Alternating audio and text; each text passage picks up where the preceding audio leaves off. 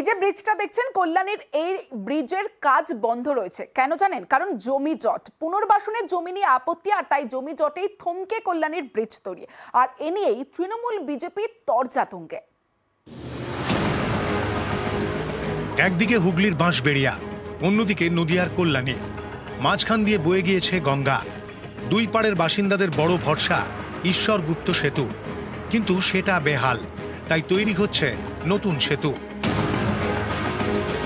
সেটা মিশছে কল্যাণী বারাকপুর এক্সপ্রেসওয়েতে, কিন্তু কল্যাণীর দিকে জমি জটে কাজ থমকে। গঙ্গার কাছে কল্যাণীর মাঝের চর দক্ষিণ পাড়া, এখানে 2 বিঘা জমিতে থাকে প্রায় 20টি পরিবার। তাদের দাবি ব্রিজের জন্য জমি দিতে রাজি, কিন্তু জমির বদলে সমান জমি দিতে হবে।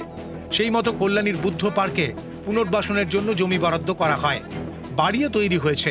অভিযোগ, এক একজনের জন্য বরাদ্দ করা হয়েছে প্রায় 750 স্কোয়ার ফুট। এতেই অনেকের আপত্তি।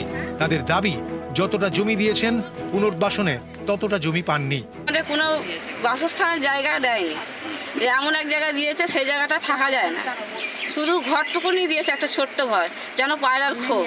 সেই পায়রার খোপের মধ্যে আমরা গিয়ে বাস করতে পারবো না। আমাদের একটাই কথা যে আমাদের যখন ঘর বাড়ি ভাঙা পড়ে যাবে, আমরা যে হিসাবে জায়গা আছি, আমাদের এর থেকে একটু জায়গা বেশি লাগবে। কেন আমাদের বাচ্চা কাচ্চারা প্রচুর আছে, জীবজন্তুর আছে, তাদের নিয়ে আমরা থাকবো কোথায়? পুনর্বাসন নিয়ে এই জমি জটের জল গড়িয়েছে কল্যাণী আদালতে। 1 কাঠা জায়গায় 35টা ফ্যামিলি থাকতে পারে? মানে এদের ন্যূনতম কমন সেন্স আছে? এতদিন ধরে করার পরে হঠাৎ করে যেদিন অর্ডারের কপি হয়েছে পরের দিনই পুলিশ নিয়ে এসে হাজির হয়েছে। দেখুন তো অবস্থা কি করে রেখেছে, সব ভেঙে দিয়েছে, কোনো অল্টারনেটিভ অ্যাকোমোডেশন দেয়নি। ছোটো ছোটো বাচ্চা স্কুলে পড়াশোনা করে, সরকারের এইটুকু ন্যূনতম এসডিওর ন্যূনতম নেই, আইডিয়া নেই আমি কি করতে যাচ্ছি।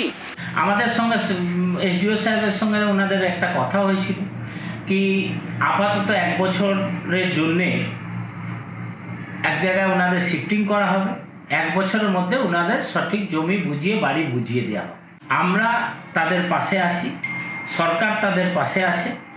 পরিষ্কার কথা, তাদের নিশ্চয়ই পুনর্বাসন দিয়েই তাদেরকে তোলা হবে, তার আগে তোলা হবে না, এটা আমি আপনাকে দায়িত্ব নিয়ে বলতে পারি। নদিয়া থেকে রঞ্জিত সরকার, নিউজ 18 বাংলা।